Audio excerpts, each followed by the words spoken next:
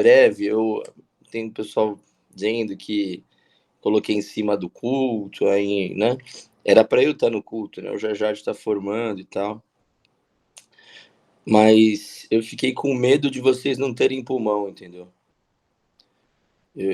Eu sacrifiquei não ir para poder dar pulmão, porque era a única oportunidade que eu tinha. Tentei passar para quarta-feira a prova para poder dar segunda, mas não tinha possibilidade. Então era a única possibilidade que eu tinha de falar para vocês dessas síndromes paraneoplásicas, de tentar mostrar para vocês subtipos de câncer de pulmão, né? Então isso são coisas importantes que vocês vão viver. Então ou eu fazia isso ou ia para o culto e ficava sem dar pulmão, né? Então foi por isso que eu coloquei essa aula, né? Que eu quis dividir com vocês essas coisas, tá? Estadiamento de Obrigada, professor. Obrigada por ter feito isso por nós. Obrigada mesmo. câncer de pulmão de células não pequenas. Diferente o estadiamento em relação ao câncer de pulmão de células pequenas, e isso cai em residência. Células não pequenas, a gente vai seguir o sistema TNM usual, tá? TNM. E no pequenas células, por ser uma doença 880, ou seja, uma doença que dissemina muito rápido, a gente vai considerar o estadiamento com base se cabe num campo de radioterapia, é uma doença localizada. Se não cabe num campo de radioterapia, é doença disseminada, como se fosse metastática, tá? Então, não pequenas células. Como estadiamos? Falei cintilografia óssea, mas não, porque lesão lítica não capta bem cintilo. Então, a gente vai fazer exames laboratoriais e a gente vai fazer TC de tórax, abdômen total, né?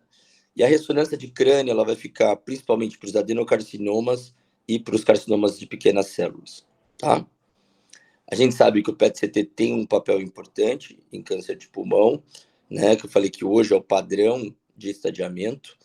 Por que eu tenho que pedir ressonância quando eu peço PET-CT? Por que eu não posso confiar no PET-CT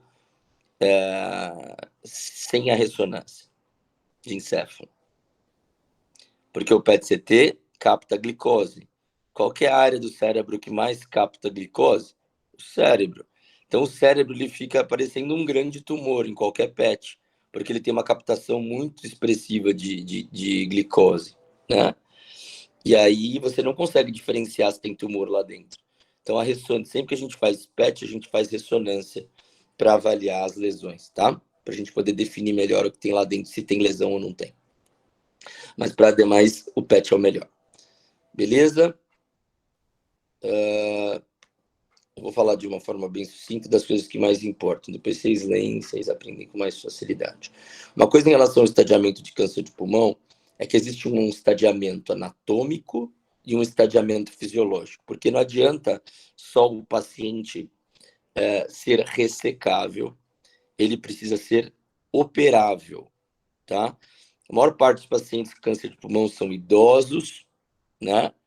E são tabagistas. Então eu preciso. Será que um cara de POC Gold B ele vai ser conseguido ser submetido a uma pneumectomia?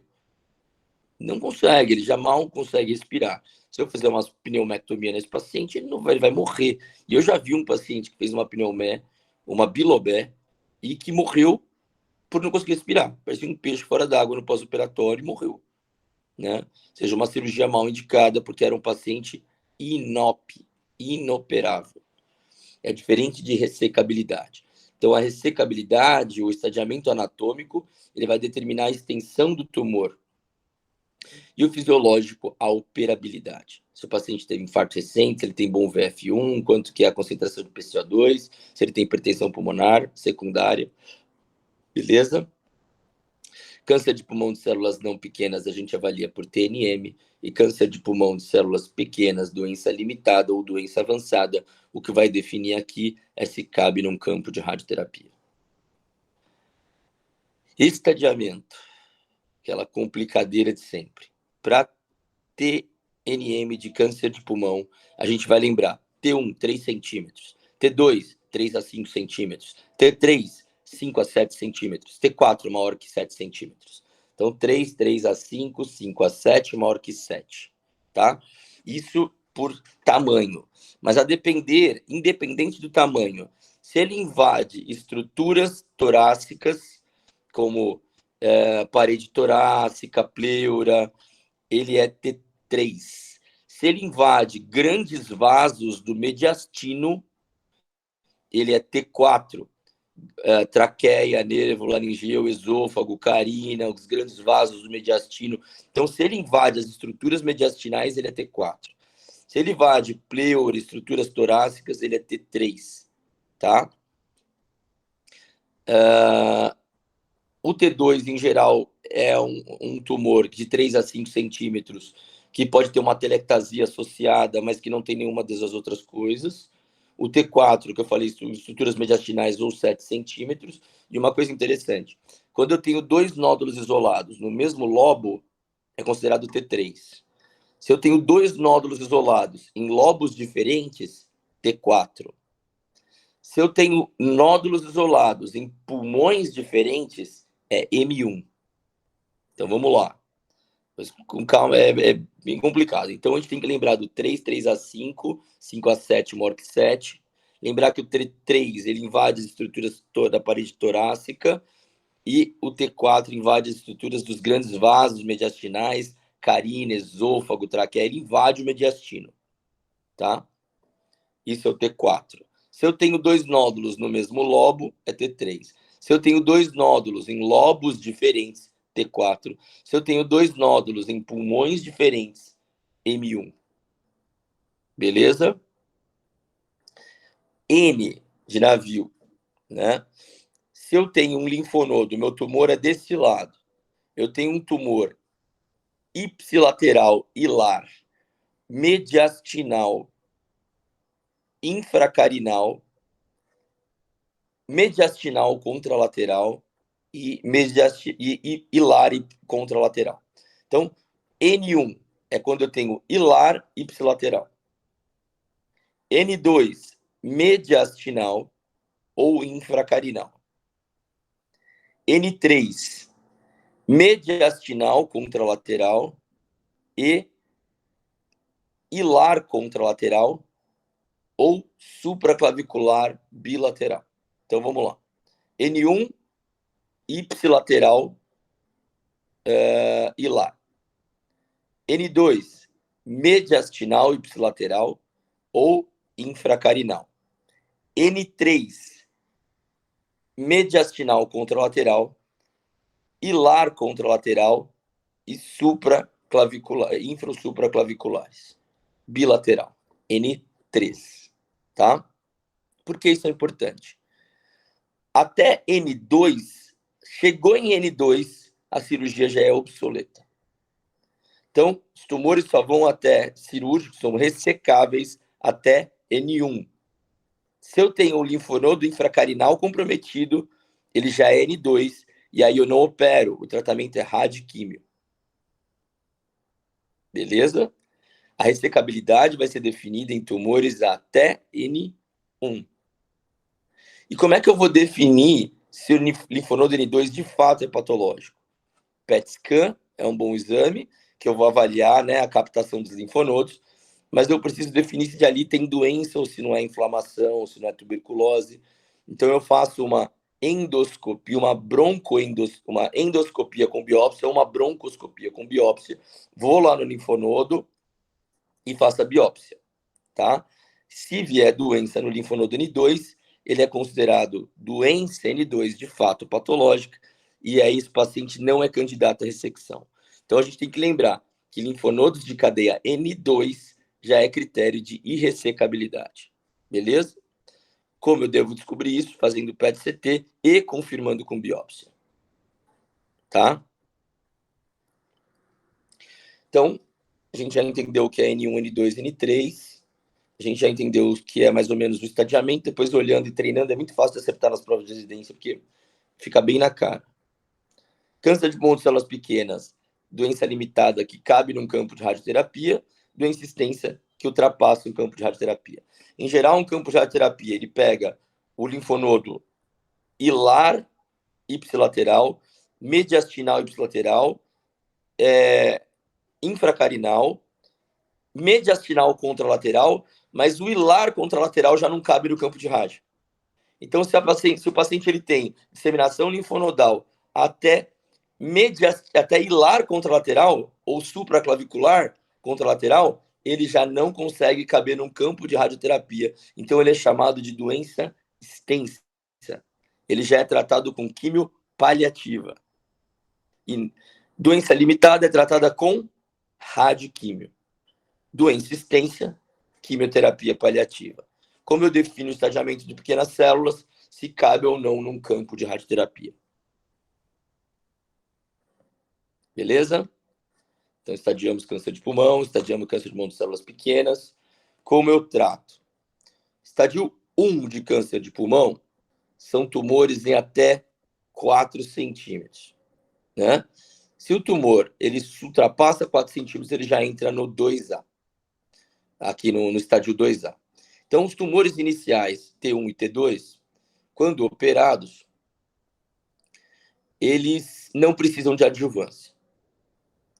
Se um tumor tiver mais de 4 centímetros, todo tumor de pulmão operado com mais de 4 centímetros devem ser submetidos à quimioterapia adjuvante.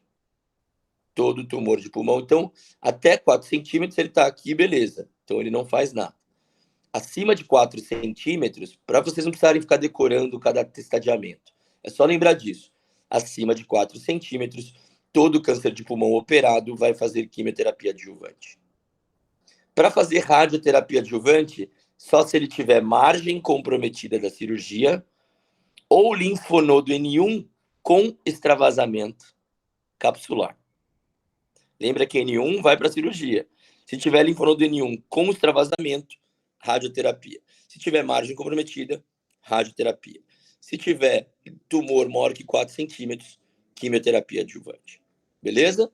Esse é o definido aqui a partir do estádio 2. Estádio 3 é aquele que tem linfonodo irressecável. Lembra? De cadeia N2 e N3. Nesses casos, eu vou conseguir ressecar? Não. Então, esses pacientes são submetidos ao quê? Quimio e radioterapia concomitante, com intuito curativo. Beleza? E o estádio 4, que é quando o paciente tem metástase à distância, quimioterapia paliativa. Então, vocês conseguiram pegar o câncer de pulmão de células pequenas. Se ele tem doença limitada, quimio e rádio. Se ele tem doença extensa, que não cabe num campo de rádio, quimioterapia paliativa. Certo? Se eu peguei um câncer de pulmão de células não pequenas, se ele tem até 4 centímetros, só opera. Se ele tem mais de 4 centímetros, todos vão ter que ser submetidos à quimioterapia adjuvante. Lembra que eles foram operados, né? Ou seja, eles são até N1.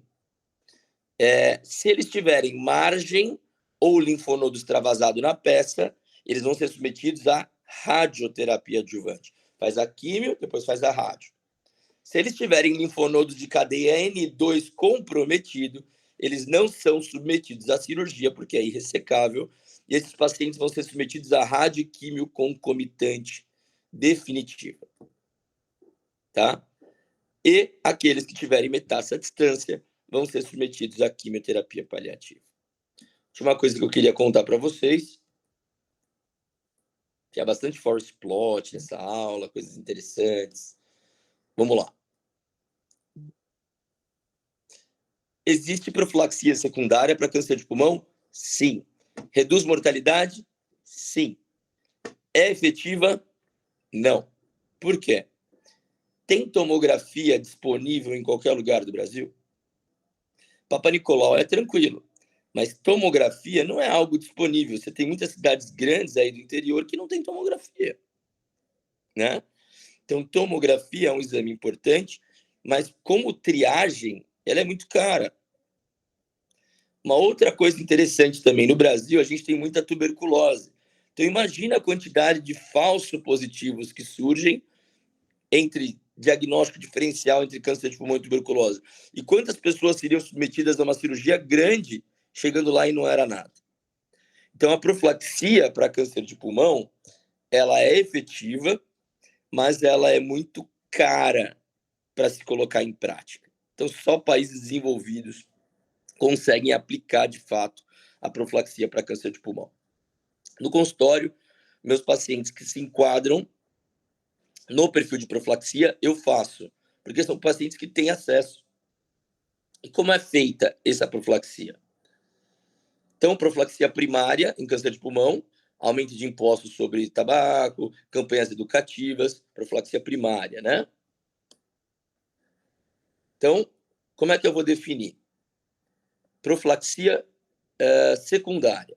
Eu vou pegar todos os pacientes com mais de 55 anos que tenham fumado mais de 20 anos maço e que tenham ou pelo menos parado de fumar há 15 anos. Olha só.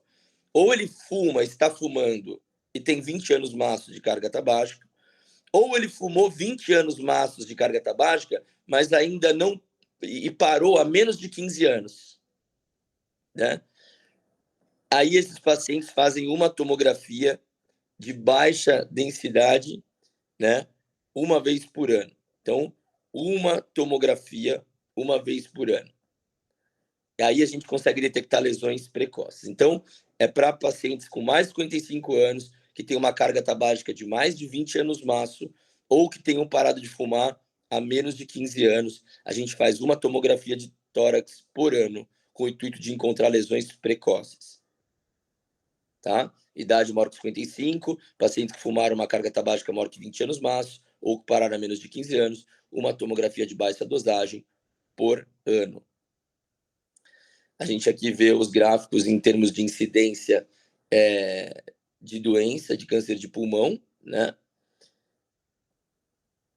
E a gente vê que a tomografia, né, é melhor que o raio-x de tórax. Já chegaram a fazer com raio-x de tórax, mas a tomografia de tórax é superior à radiografia. Então, como padrão de profilaxia secundária, tomografia de tórax de baixa dosagem. Tá? Você tem um impacto em sobrevida de fato, né? O número de falsos positivos é grande, ou seja, se pegar um país ainda como o nosso, vai ter mais falso positivo ainda, o que acaba encarecendo e tornando muito overtreatment, ou seja, tratando pessoas que desnecessariamente, né? Então, é basicamente isso. Então, câncer de pulmão, ele tem rastreamento, através de tomografia de baixa dosagem, mas é para público selecionado e, de fato, isso tem impacto em sobrevida. Está falando de uma das doenças mais letais em relação aos cânceres em geral, então é algo que pode cair em prova e se cair você já sabe. São geralmente pessoas com mais de 55 anos que fumaram uma carga tabágica de mais de 20 anos maço ou que tenham parado há pelo menos 15 anos. Tá bom? Bom, desculpa alguma coisa aí, galera. Tudo de bom. Professor, oi. Posso falar contigo rapidão? Claro, velho. Se quiser ligar para mim também, pode ser também. Ô, prof, só um comentário rapidinho antes. O senhor falou em relação ao Covid, né? Então, teoricamente, uma vantagem do Covid foi esse rastreio, tipo, não foi o intuito, né? Mas acabou sendo uma profilaxia secundária, né? Sim, isso trouxe para a gente um problema social. Por quê? Porque o nosso sistema público de saúde não estava preparado para esse número de pacientes novos. Por exemplo, Gi, quantos cirurgiões torácicos existem no estado de Rondônia?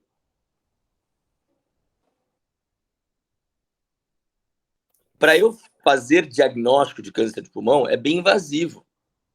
Tem que ter broncoscopia, tem que ter tomografia, biópsia guiada por tomografia. Então, muitos pacientes que descobriram coisas não conseguiram ser tratados. Entendeu? Isso é um problema sério de saúde pública, sabe?